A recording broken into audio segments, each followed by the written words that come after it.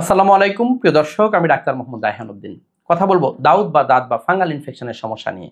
আজকে আমার সাথে যিনি আছেন তিনি দাউদ বা দাঁত বা ফাঙ্গাল ইনফেকশনের সমস্যা নিয়ে ভুগছিলেন দীর্ঘদিন ধরেই।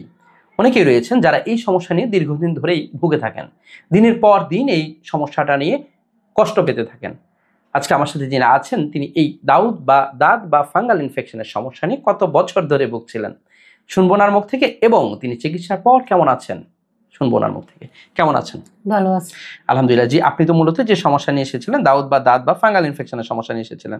এই দাউদের সমস্যা কতদিন ধরে ছিল 3 আপনার? বছর। 3 বছর ধরে ছিল। এবং এখানে আসার পর চিকিৎসা নেওয়ার পর এখন কেমন আছেন? ভালো আছে।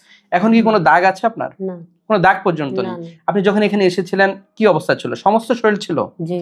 একেবারে সমস্ত শরীরে কিন্তু ওনার দাউদের সমস্যাটা ছিল। এতটাই ছড়িয়ে পড়েছিল, গত প্রায় 3 বছর যাবৎ তিনি কষ্ট পাচ্ছিলেন। জি। এবং এখানে আসার পর আলহামদুলিল্লাহ এখন সম্পূর্ণ সুস্থ আছেন। এবং এই যে আজকের এই ভিডিওটি করছি আপনার অনুমতিক্রমে করছি কিনা? জি।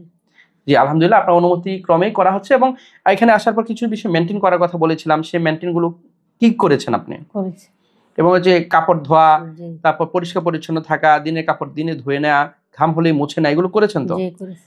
আলহামদুলিল্লাহ, তিনি এখন সম্পূর্ণ ভালো আছেন। প্রিয় দর্শক, দাউদ বা দাঁতের সমস্যা নিয়ে যারা ভুগে থাকেন, দিনের পর দিন ভুগতে থাকেন, এবং পরিবারের একজন এফেক্টেড হলে পরিবারের অন্যান্য সদস্যরা কিন্তু এফেক্টেড হয়ে যেতে পারে।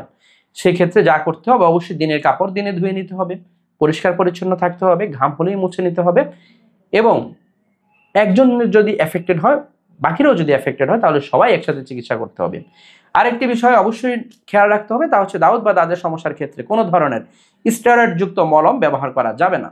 যা আসলে ভুলটি করে থাকে অনেকেই, ফার্মেসি থেকে গিয়ে বিভিন্ন ধরনের স্টেরয়েড কম্বিনেশন মলমগুলো ব্যবহার করে থাকে, যার ফলে রোগটি রেজিস্ট্যান্স হয়ে যায়, অর্থাৎ এই রেজিস্ট্যান্স রোগটিকে ভালো করা অনেক কঠিন হয়ে পড়ে।